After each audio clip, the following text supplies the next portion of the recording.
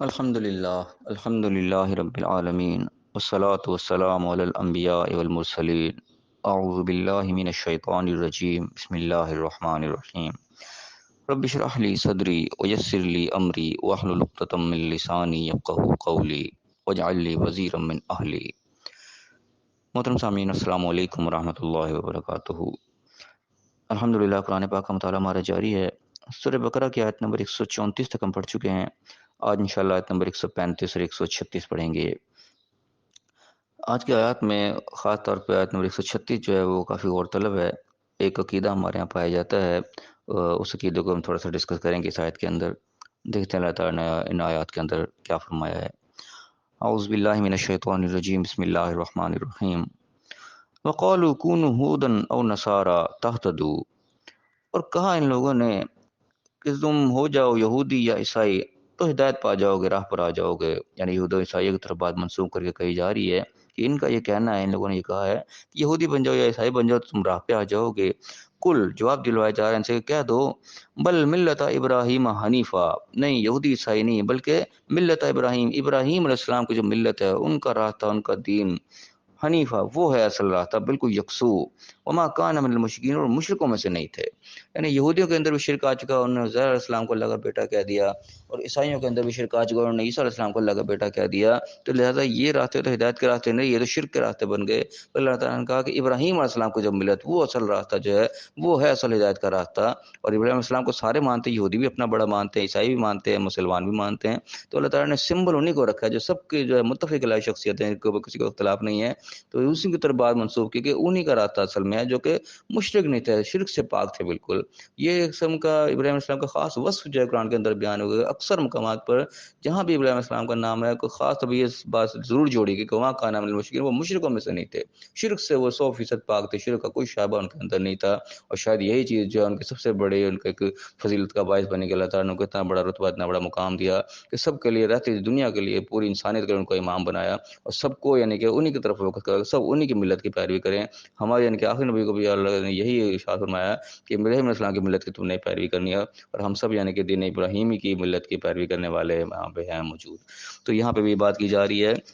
کہ یہودی عیسائی بننے کی ضرورت نہیں ہے، وہ ہدایت کا راستہ نہیں ہے، اصل ہدایت کا راستہ وہی ہے جو ابراہیم علیہ السلام کا تھا۔ اور کیا راستہ تھا؟ وہ حنیفہ، یکسو، بالکل شرک سے پاک، وما کان من المشرکین، شرک نہیں تھا ان کے اندر۔ تو ہماری زندگی میں کسی مقام پہ بھی کوئی شرک کا شبہ نہیں آنا چاہیے، وہ ہے اصل راستہ جو اللہ کو پسند ہے۔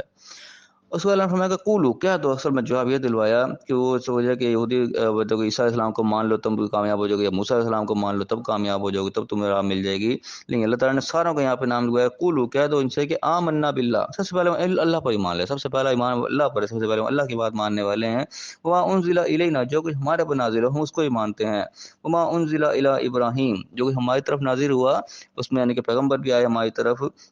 کتابیں بھی ہم ان کو ہی مانتے ہیں۔ پھر وما انزل الی ابراہیم، اور موسیٰ ابراہیم علیہ السلام پر جو نازل ہوا، وہ اسماعیل اور اسماعیل علیہ السلام پر، وہ اسحاق و یعقوب والاسباط، اسحاق علیہ السلام، یعقوب علیہ السلام، ان کے اولاد پر، جو کچھ بھی ان کے تو نازل ہوا ہم اس کو بھی مانتے ہیں۔ وما اوتی موسیٰ و عیسیٰ، جو کچھ دیا گیا موسیٰ علیہ السلام کو، عیسیٰ علیہ السلام کو، یہ بھی آ گیا نا کہ یہودی عیسائیوں کے بیچ میں نام آ گیا موسیٰ علیہ السلام اور عیسیٰ علیہ السلام کا بھی، کہ ہم ان پہ بھی ایمان رکھتے ہیں۔ وما اوتی النبیون من ربہم، اور جتنے بھی نبی، تمام کو یہاں پہ جنرل کر کے سب کو نام لے دیا کہ جتنے بھی نبیوں کو ان کے رب کی طرف سے جو کچھ ملا ہم سب کو مانتے ہیں۔ لا نفرق بین احد منہم، ہم ان میں سے کسی میں بھی فرق نہیں کرتے، یعنی ہمارے نزدیک کسی نبی میں کوئی اختلاف نہیں، کوئی ہمارے نزدیک فرق نہیں، ہم سب کو ایک جیسا سمجھتے ہیں۔ ہم یعنی کہ متفق علیہ اس معاملے میں ہے، ہم کسی کو اوپر نیچے نہیں کرتے کہ تم کہہ رہے ہو کہ اس موسیٰ علیہ السلام کو مان لو یہودی بن جاؤ، عیسیٰ علیہ السلام کو مان لو عیسائی بن جاؤ تو راستہ مان لو گے، کہ ہم اس سے آگے کی بات کرتے ہیں۔ موسیٰ علیہ السلام کو مانتے ہیں، عیسیٰ علیہ السلام کو بھی مانتے ہیں، اور سارے نبی جتنے بھی ہیں ہم سب کو مان لاتے ہیں، اور ہم کسی میں کوئی فرق نہیں کرتے۔ وَنَحْنُ لَهُ مُسْلِمُونَ، ہم اصل میں اسی کے فرما بردار ہیں، اللہ کی طرف یعنی کہ آخر میں پھر نسبت کی کہ اصل میں اللہ کے فرما بردار ہیں، اللہ کے مطیع ہیں، اللہ کے سامنے ہم سرنڈر کرنے والے ہیں۔ تو جو اللہ نے پیغمبر بھیجے، جو کتابیں نازل کی، ہم سب کے اوپر ایمان رکھتے ہیں، ہم کسی میں بھی کوئی فرق نہیں رکھتے۔ اب خاص طور پہ یہ جو جملہ ہے کہ لا نفرق بین احد منہم، یہ انبیاء کی طرف بات منسوب کر کے کہی جا رہی ہے کہ ہم ان نبیوں میں کسی میں بھی کوئی فرق نہیں کرتے۔ اس بات کو جو ہے خاص طور پہ محدود کر دیا جاتا ہے کہ ایمان تک، ہم صرف ایمان میں کوئی فرق نہیں کرتے، گویا کہ ہم ایمان سب پر رکھتے ہیں، اس کے علاوہ گویا کہ ہم سارے فرق کریں گے، ان کے درجات کو اوپر نیچے کریں گے، ان کے ایک دوسرے پر فوقیت دیں گے، فضیلت دیں گے کہ ہمارے نبی سب سے اوپر ہیں، وہ کہیں گے نہیں ہمارے نبی زیادہ اوپر ہیں۔ اس چیز کو ہم جائز سمجھتے ہیں کہ ہم فضیلتوں میں اوپر نیچے کر سکتے ہیں، صرف ایمان تک اس کو محدود کر دیا جاتا ہے جملے کو، کہ ایمان میں ہم نے فرق نہیں کرنا کہ ایک کو ایمان لا رہے دوسرے پہ ایمان نہیں لا رہے، یہ کام ہم نے نہیں کرنا، ایمان سب پہ برابر رکھنا ہے، لیکن فضیلت میں فوقیت ہے، ایک دوسرے پر ہم درجہ بندی ایک دوسرے کی کر سکتے ہیں۔ اور خاص طور پہ اسے دلیل لی جاتی ہے، اور جہاں پہ ہمارا تیسرا سپارہ شروع ہوتا ہے کہ تلک الرسول فضلنا بعضهم علی بعض، اس میں آتا ہے کہ ہم یہ وہ رسول ہیں جن پہ ہم نے ایک دوسرے کو فضیلت دی۔ یہاں سے دلیل پکڑ کے تو اس دلیل کو ایک دوسرے کے اوپر فوقیت دینے کے جو ہے دلیل پکڑ لی جاتی ہے، اور ہم یہ کہتے ہیں کہ ہمارے نبی سب سے اونچے ہیں، یا کوئی اور کہتے ہیں کہ جو ہمارے نبی سب سے اونچے ہیں، ہم اس چکر میں جو ہے درجہ بندی میں پڑ جاتے ہیں، ایک دوسرے کو فوقیت دینے پہ ہم اتر آتے ہیں اس آیت سے دلیل لے کے۔ لیکن اس آیت کے اندر ہم تھوڑا سا غور کریں گے تو یہ دلیل وہاں پہ نہیں بنتی، خاص طور پہ جو وہاں پہ الفاظ ہیں، سب سے پہلے تو وہاں پہ الفاظ ہیں کہ تلک الرسول فضلنا بعضهم علی بعض، اللہ تعالیٰ نے اپنی طرف اس کو منسوخ کیا کہ ہم نے فضیلت دی بعض کو بعض پر۔ اب اللہ نے کس کو دی؟ وہاں پہ اللہ نومینیٹ کسی کو نہیں کیا، قرآن میں کہیں کسی کو نومینیٹ نہیں کیا کہ یہ اوپر ہے اور وہ نیچے ہے، تو بہرحال اس بحث میں تو ویسے بھی نہیں ہم پڑھ سکتے۔ اور خاص وہ جو لفظ ہے نا فضلنا بعضهم علی بعض، یہ بعضهم علی بعض کا جو لفظ ہے یہ فوقیت کے لیے استعمال نہیں ہوتا، جہاں پہ اللہ نے فوقیت کے لیے استعمال کیا ہے وہاں پہ بعضهم فوق بعض کے الفاظ ہیں جس سے فوقیت ثابت ہوتی ہے کہ کوئی اوپر ہے کوئی نیچے ہے۔ اس کے لیے ہم پڑھیں سورہ زخرف ہے، سورۃ نمبر 43 اور آیت نمبر 32، وہاں پہ باقاعدہ دنیاوی معاملات کے اندر امیر و غریب کا فرق دکھایا جائے گا، اللہ نے کسی کو دولت زیادہ دی اور کسی کو کم دی، وہاں پہ ہے کہ اللہ تعالیٰ نے بعضهم فوق بعض، ایک دوسرے کو فوقیت دی ہے، کوئی امیر اس کے اوپر اس غریب پہ اس کو ایک فوقیت ہے، دنیاوی معاملات کے بعد مال زیادہ ہے غریب اس کے مقابلے پر نہیں، یہ اللہ نے ایک امتحان کے ذریعے کے لیے بنائی کہ جس کو زیادہ دولت دی کو فوقیت دی ہے وہ نیچے والے کے ساتھ کیا سلوک کرتا ہے، نیچے والا بڑے کے ساتھ کیا سلوک کرتا ہے، کہ امتحان کے طور پہ اللہ تعالیٰ نے وہاں پہ فوقیت ایک دوسرے کو دیا، اور وہاں پہ بعضهم فوق بعض کے الفاظ ہیں، بعضهم علی بعض کے الفاظ نہیں ہیں۔ بعضهم علی بعض ایک اور قسم کا کانسیپٹ رکھتا ہے جس سے مختلف کوئی کسی کو تمغات دیے جاتے ہیں، مختلف میڈل مختلف جو ہے چیزیں دی جاتی ہیں، وہ اس طریقے سے اللہ تعالیٰ نے اس آیت میں بھی کہا کہ منهم من کلم اللہ ورفعنا بعضهم درجات، کے بعد سے اللہ نے کلام کیا اور بعض کے ویسے درجات کو بلندی کی، تو وہ اللہ تعالیٰ نے مختلف قسم کے تمغات سب کو دیے ایک دوسرے کے سامنے، کہ موسیٰ علیہ السلام سے کلام کیا اللہ تعالیٰ نے وہ ان کی علیحدہ فضیلت ہے، اور عیسیٰ علیہ السلام کو اللہ تعالیٰ نے بغیر باپ کے پیدا کیا اور ایک موجزانہ طور پر دنیا سے لے گئی، ان کی علیحدہ فضیلت تھی، اور جو سلمان علیہ السلام کو ایک بڑی عظیم الشان سلطنت دی وہ ان کی علیحدہ فضیلت جو کسی کو حاصل نہیں ہے۔ اس طرح ہمارے نبی کو اللہ تعالیٰ نے مختلف چیزیں سے نوازا، پوری دنیا کی طرف انہوں نے پیغمبر بنا کے بھیجا اور نبوت کا اختتام آپ پر کیا، یہ ایک علیحدہ فضیلت ہے جو کسی کو حاصل نہیں ہے۔ تو یہ مختلف فضیلتیں ایک دوسرے کے ساتھ ہیں، لیکن اس بنیاد پہ ایک دوسرے پہ فوقیت نہیں دی جا سکتی۔ ان چیزوں کو دیکھ کے ہم کہیں کہ ہمارے نبی سب سے اوپر ہیں، یا کوئی کہنے لگے جی یہودی کہنے لگے موسیٰ علیہ السلام سب سے اوپر ہیں، یا کوئی عیسائی کہنے لگے عیسیٰ علیہ السلام سب سے اوپر ہیں، یہ فوقیت نہیں، کسی کو اجازت نہیں ہے، اور یہ باقاعدہ چیز احادیث سے بھی ثابت ہوتی ہے، اس کے باقاعدہ احادیث کے اوپر واضح طور پر سپورٹ کرتی ہیں، دلالت کرتی ہیں اس چیز کے اوپر۔ اس کے لیے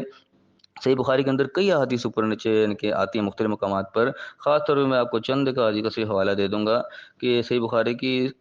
حدیث نمبر 3412 سے لے کے 3416 تک، یہ 5 حدیث اوپر نیچے آتی ہیں، صرف ان کا ہم مطالعہ کرنے تو یہ بات بالکل کلیئر ہو جاتی ہے کہ ہمیں اس جھنجھٹ میں بالکل نہیں پڑنا چاہیے کہ ہمارے نبی اوپر ہیں یا باقی کو نیچے ہیں، سب سے اولا اور اعلیٰ ہمارا نبی، اس قسم کے جو الفاظ کہنا یہ ہمیں بالکل زیب نہیں دیتا ہے۔ آپ صلی اللہ علیہ وسلم نے باقاعدہ منع فرمایا اس چیز سے، حدیث کا نمبر میں نے آپ کو بتا دیا 3412 سے لے کے 3416 تک، 5 حدیث اوپر نیچے پڑھ لیں تو یہ کانسیپٹ بالکل کلیئر ہو جاتا ہے، اور قرآن کی آیات بھی اس چیز کے اوپر سپورٹ کرتی ہیں کہ اللہ تعالیٰ کہتا ہے لا نفرق بین احد منہم، یہ ہمارے الفاظ ہونے چاہیے کہ ہم کسی کے درمیان کوئی فرق نہیں کرتے، ہم کوئی درجہ بندی نہیں کرتے ہمارا نبی اوپر ہے یا فلاں اوپر ہے یا نیچے ہے، یہ ہمارے جو ہے شان کے لائق نہیں، ہمارے اوقات کے مطابق نہیں ہے، شان کا لفظ تو ہمارے لیے کیا ہے، ہماری اوقات نہیں ہے اس چیز کی کہ ہم نبیوں کے درمیان جو درجہ بندی کریں، نبی ہمارے سے بہت اوپر کی ذات ہیں، ہم یہ قطعی نہیں کہہ سکتے کہ فلاں نبی جو ہمارے نبی سے نیچے ہے یا ہمارے نبی فلاں نبی سے اوپر ہیں۔ اور آپ صلی اللہ علیہ وسلم نے یونس علیہ السلام کی مثال دے گا کہ مجھے یونس علیہ السلام پر بھی فضیلت مت دو، یونس علیہ السلام کا خاص طور پہ کیوں نام لیا کہ ہم جانتے ہیں کہ